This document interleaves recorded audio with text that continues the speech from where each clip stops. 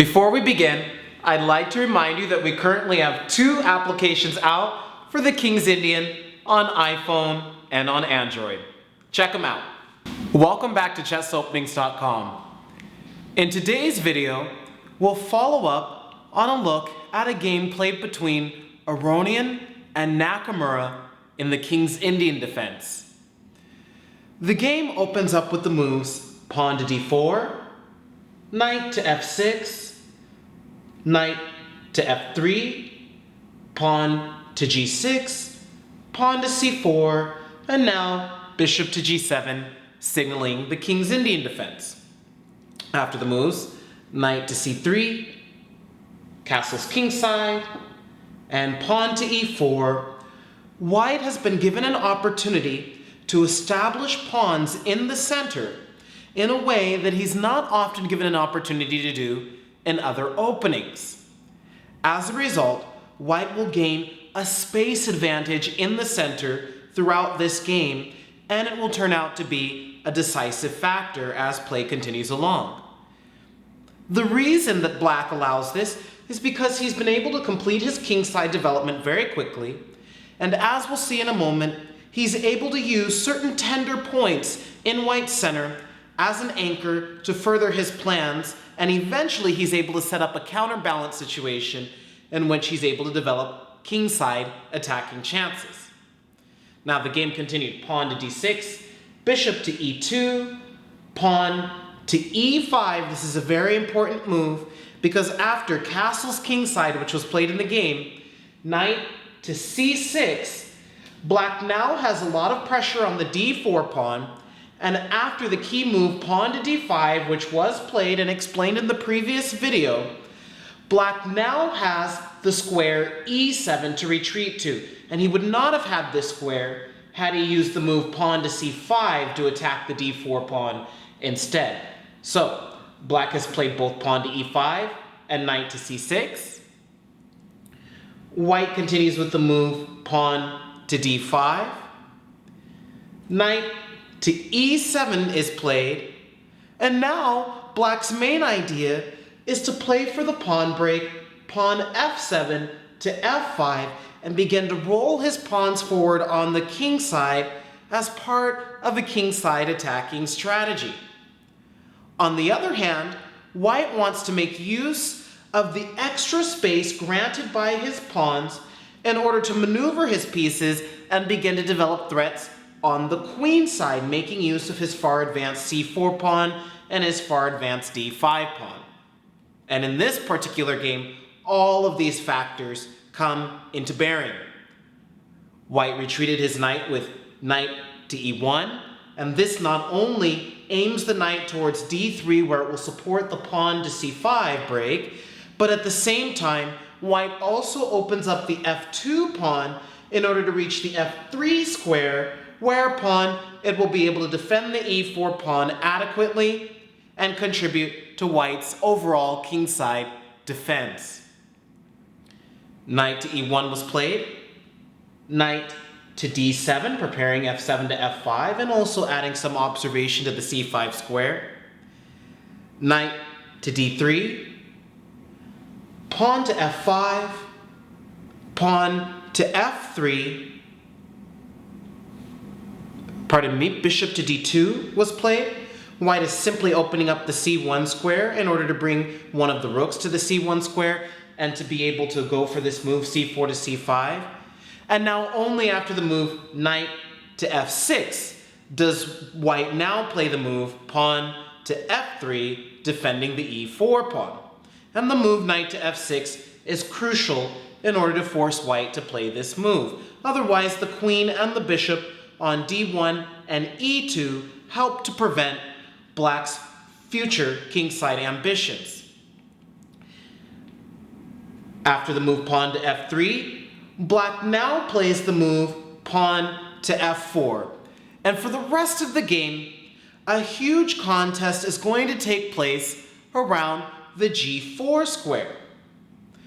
Black's idea is to eventually achieve the pawn break g5 to g4 through practically any means necessary, and at the same time White will go out of his way to add defenders to the g4 square, while at the same time preparing his ambitions on the queen side.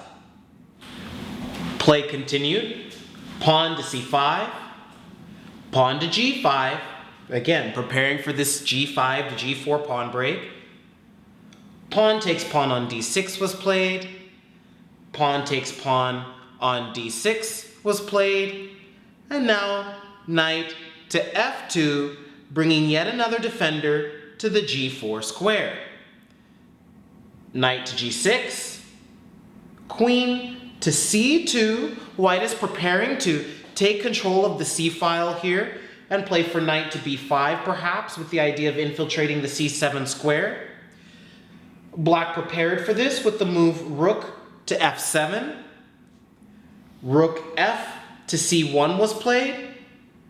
And now further preparations, further defense of the c7 square continued with knight to e8. So an overall theme that we'll see throughout the rest of this game is that White struggles quite a bit in order to infiltrate the queen side on one of the key squares, c7 or b7 or a7. Ideally, White would like to land a piece into one of these squares and win some material on the queen side.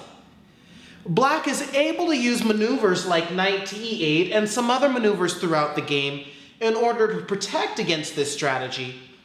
But in so doing, he also takes away some key defenders from the g4 square and thereby slows down his own attacking ambitions on the king side. In general, if the contest continues in this way, if White is able to continue piling up pieces onto the queen side and amassing force there, what Black will tend to find is that even if he's able to defend the queen side adequately, White will be able to keep maneuvering and delivering uncomfortable threats, while Black will find himself with no counterplay. And this is what happened in the game. Nakamura did have a couple options where he had just a couple moments where he could have struck on the king side. But by not adequately sensing those moments, Aronian was given a huge initiative and eventually an upper hand, even though at the present moment there are no concrete threats. So the move knight to e8 was played. Now, pawn to a4 was played. Pawn to h5. And now we introduce that here, Aronian played the move knight c to d1. And this is and was a novelty in this position played in 2010. Previously, players had preferred to play the move pawn to h3 in this position as a way of adding defense to the g4 square. And after the move knight to h4, which is preparing to continue to maneuver pieces on the king side and develop some threats, White often played knight to b5. The knight often got kicked from the b5 square. And now after knight to a3, much of the battle centered around White bringing this knight to the b6 square with knight c4 to b6 and perhaps queen to b3.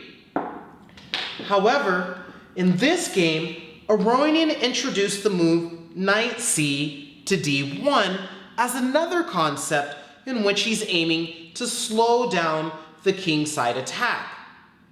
The idea is that if Black ever achieves the pawn break pawn to g4, White will be able to initiate some exchanges on the g4 square, including using his knight on f2, and then he'll be able to recycle the knight on d1 to the f2 square, adding an additional defender to the king side.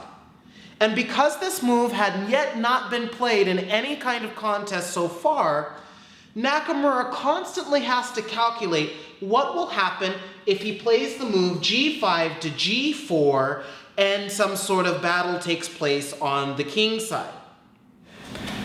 After the move knight c to d1, Nakamura continued with the move bishop to f8, a very typical maneuver in the King's Indian, because the g7 square is now opened up for the rook to come to g7, which can support the attack, and also the bishop on f8 can come in handy in the future as it provides some extra defense for the d6 pawn, which could otherwise be tender.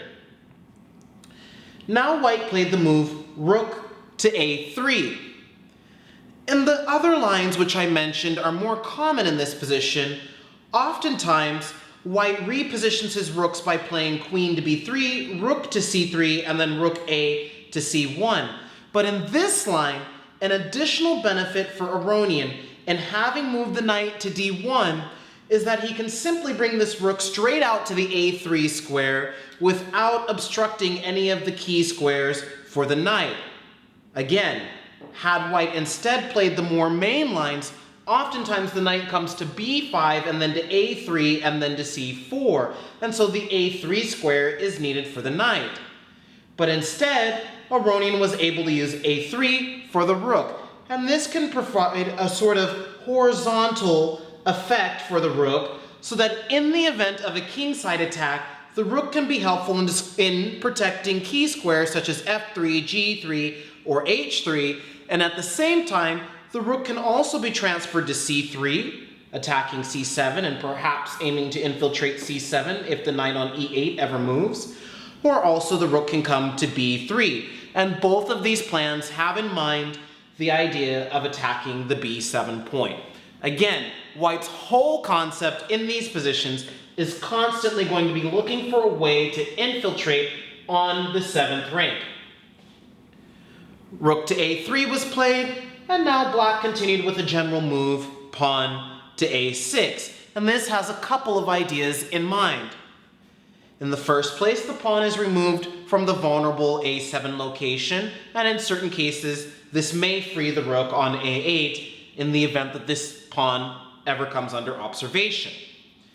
At the same time, black has the potential of bringing this pawn up to the b5 square thanks to the defense provided by the a6 pawn. And so this is also a key offered by the pawn on a6. Now, Aronian introduces yet another key idea offered by this move, knight c to d1. He plays the move queen to c3, aiming the queen towards the a5 square and threatening an exchange of queens. Now, objectively speaking, had Nakamura allowed the exchange of queens on the a5 square or the d8 square, he probably would have had adequate defensive chances in the game as a whole. But black is playing the King's Indian, and it's Nakamura. He's in the mood for an attacking game. So the brilliance of Aronian's approach is that black goes out of his way in this game to avoid this exchange of queens, and by doing so, he actually weakens his position, weakens his long-term chances. Because black never actually achieves a successful kingside attack, the presence of the queens actually serves to help white rather than black throughout the game. But again, it would be very difficult for Nakamura to make this decision to exchange queens, knowing that he would then have to submit to a fairly passive defense of the queen side. So white played the move queen to c3. Bishop to d7 was played. Now queen to a5. And now, had black agreed to the exchange of queens with queen takes a5, bishop takes a5, now let's say knight to f6, rook to c7, bishop to c8, defending the b7 pawn, very passive looking, and again, very difficult probably for Nakamura to make this decision. But it is very difficult for white to make progress. After rook a to c3, rook takes c7, rook takes c7, bishop to e7, getting ready to eject this rook on c7, bishop to b4, attacking the pawn on d6, and also preparing to be able to retreat the rook after bishop to d8 without hanging the bishop on a5. Knight to e8, rook to c1, Bishop d7 attacking the a4 pawn. Pawn to b3. Bishop to d8, bringing this bishop outside of the pawn chain, which was constructed earlier in the opening. And now knight b2, pawn to b5. It appears here that black has achieved full equality. He's removed the b7 pawn from its vulnerable location on b7 and been able to advance it clear out to b5. The minor pieces have now eventually found a decent amount of coordination, especially now that black's dark squared bishop is able to get outside of the pawn chain to perhaps the b6 square. And there's just no reason to suspect that this position is much worse for black. It's not clear how much of this Nakamura would have seen during the game, and again, it is counterintuitive for black throughout the King's Indian to exchange queens. However, had he proceeded in this way, Aronian's opening concept could have probably been proven to have been close to equality under these particular conditions. Instead, Nakamura continued with pawn to b6, queen to b4 was played, and now black continued with rook to g7. Now, probably just the move rook to b3 would be pretty good, putting some pressure on the b6 pawn. And it's not exactly clear how Nakamura would have continued to handle this position, but white does have an initiative here. Instead, Aronian first played the move rook a to c3, perhaps looking to infiltrate on c7, or as we'll see throughout the game, it's also possible for white to imagine posting this rook on c6, bringing in an exchange sacrifice as another method of beginning to infiltrate the black position. So rook a to c3 was played. Now, knight h4, a typical kind of move which we've talked about before. Pawn to h3 was played. Bishop to e7 was played. And now Aronian continued with bishop to e1. Again, white has a lot of pieces clustered around the king here. The knight on d1, the bishop on e1, add additional defense, as well as the rook which is situated on the c3 square. Because of all of this, it's very difficult for Nakamura to make the decision to continue with the move g4 in this position. And yet, in some commentary, Grandmaster Fatachnik actually demonstrated that this would be Nakamura's best approach in this position, to continue with pawn to g4, and now if f takes g4, the move knight to f6 becomes possible, beginning to build some kingside attack. The position, after some analysis, turns out to be unclear here, and there are also some variations given in which after h takes g4, and then let's say knight to d3, black can even sacrifice his knight with knight takes g2, perhaps now, right away, and now king takes g2, knight to f6, and bringing the queen into the attack with queen e8 to h5. Again, very dynamic possibilities available, but ideas which are difficult to assess and calculate at the board. Instead, Nakamura, seeing all of the defensive pieces lined up on the king side, simply continued with queen to b8, preparing to play bishop to d8, and attempting to hold on to the b6 pawn, but also resigning to the fact that he's not going to be able to conclude a kingside attack here.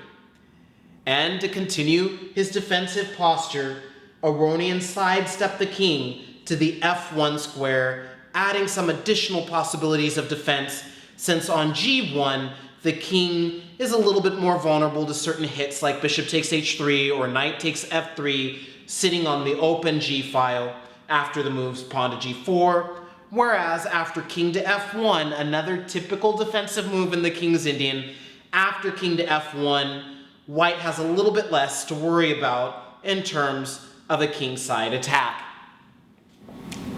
Now from here, some maneuvering takes place. Bishop to d8, which also illustrates some of the point of this move, bishop to e7 after bishop f8. Rook to b3. bishop to c7, queen to a3, queen to d8, rook b to c3, attacking the bishop on c7, bishop to b8, and now Aronian continued with the move, pawn to b4. So a very interesting bishop maneuver has taken place. Bishop from g7 to f8 to e7 to d8 to c7, all with the idea of holding on to this b6 pawn, and then eventually the bishop tucked itself out of the way of the c-file attack with bishop to b8, and by playing in this way, Nakamura has managed to stabilize the queenside somewhat. He hasn't outright lost the b-pawn, and white himself has had to do some additional remaneuvering here, and eventually has brought the pawn out to the b4 square. At this point, the clear target on the queen side continues to be the pawn on a6, but it's not so clear how white is going to be able to break through.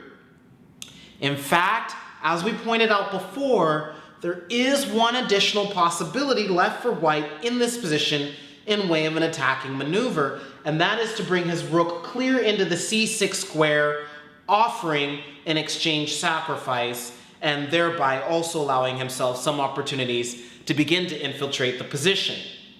In the meantime, black's idea of forcing through a move, pawn to g4, and getting some counterplay is becoming vanishingly small, since all of white's pieces are very, very well coordinated to hold off any kind of attack. And keep in mind that after black plays the move pawn to g4, he will typically go down a pawn in these kinds of positions because white has 1, 2, 3, 4 defenders of the g4 square currently, and black has 1, 2, 3, 4. In the current case, he also has to watch his knight on h4, which could come under attack with the bishop from e1. In fact, Aronian was able to demonstrate this nifty exchange sacrifice immediately after black played rook to a7, rook to c6 was played, infiltrating that c6 square and offering the rook in exchange for the light squared bishop. And keep in mind that the light squared bishop is also another key piece in the King's Indian for black's attack.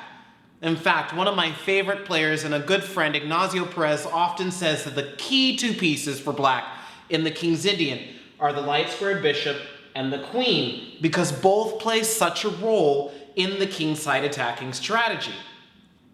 If now black plays bishop takes c6, pawn takes c6, now perhaps rook g to c7, pawn to b5, the key is that the loss of the light squared bishop now completely means that black will never achieve any kind of attack with the move pawn to g4, since it's just too easy for white to be able to trade on the g4 square, and also the bishop cannot capture on h3, which is sometimes a motif in certain King's Indian positions. At the same time, black's bishop on b8, rook on c7 are out of play, and after the moves a takes b5, bishop takes b5, white is very close to playing something such as knight d3, knight c3, knight b4, and bringing in knight to the d5 square with a decisive infiltration. Now, instead of continuing with bishop takes c6, black instead played the move pawn to b5. Pawn takes pawn on b5 was played, pawn takes pawn on b5 was played, and now white continued with rook to a6, and clearly this infiltration is getting very strong. But Nakamura holds his ground, defending the b5 pawn with rook to b7, only to be met with yet another spectacular sacrifice, rook c to c6, infiltrating the c6 square once again. Now, white is getting ready to play knight to c3 and collect up this pawn on the b5 square. And so Nakamura finally captures bishop takes c6, pawn takes pawn on c6, rook a7 is played, or rook b6 could be played, and in both cases, the move knight to c3 is an adequate reply, and this is exactly what was played in the game. Now, white is just getting ready to capture on b5, gain some connected passed pawns. The kingside attack is not going to happen. The knight h4 is misplaced, and white has great compensation for the exchange in this position, and a very strong game going on here. But something you'll see time and again among strong players, perhaps 2,400 up, in this game we're talking about 2,700 players, is that time and again they manage to find very complicated ways to keep the game going. So much so that Nakamura even almost managed to equalize this position completely. And he continued here with pawn to d5, an outrageous looking move here as a way of continuing the play. Very excellent move.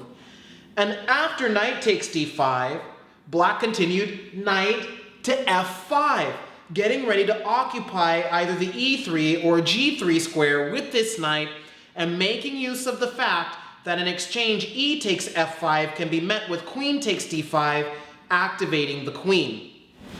In fact, Aronian continued with the move pawn takes knight on f5, queen takes knight on d5 was played, and now the correct move, knight to e4.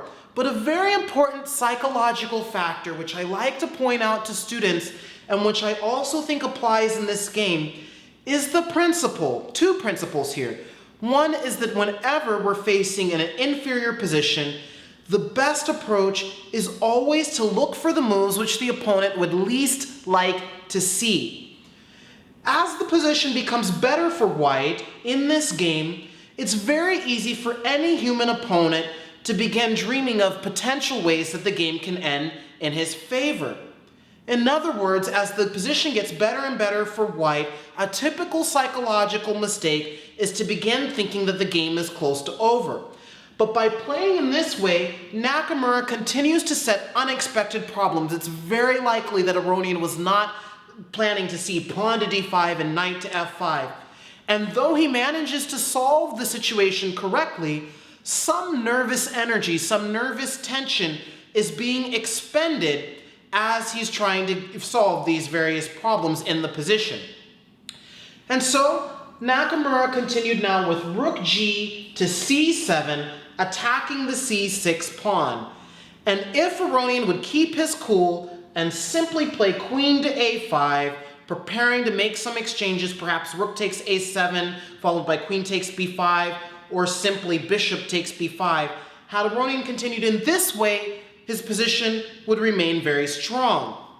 However, Aronian instead played a move, knight takes g5 in this position. And this is actually a crucial mistake if Nakamura continues precisely. If Nakamura were to continue with the move knight to d6, he would now be defending the pawn on b5, and at the same time perhaps beginning to look for ways to play knight takes f5.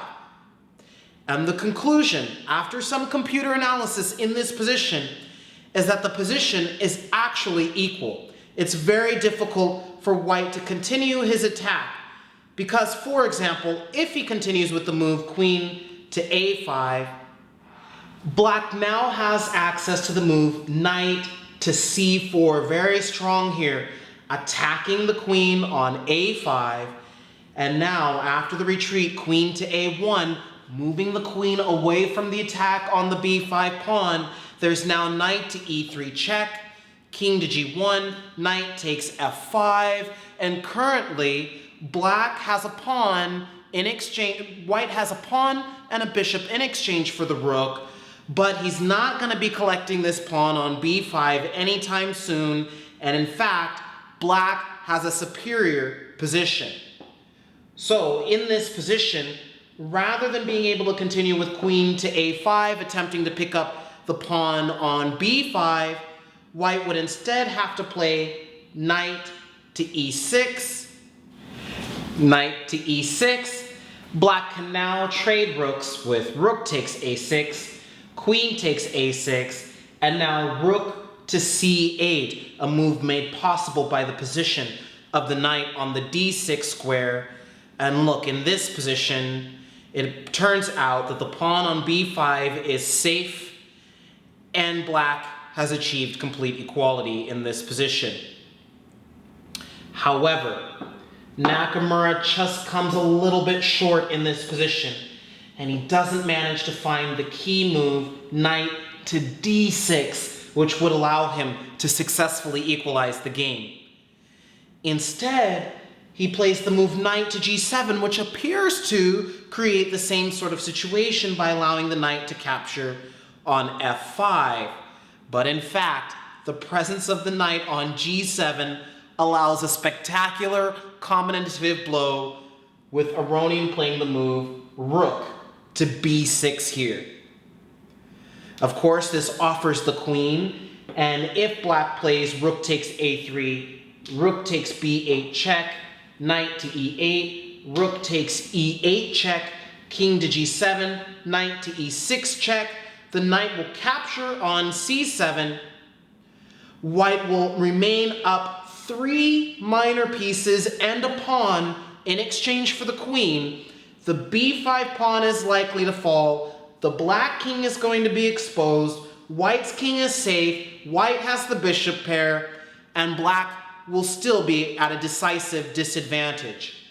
Therefore, after the move rook to b6, black actually ruled out this possibility.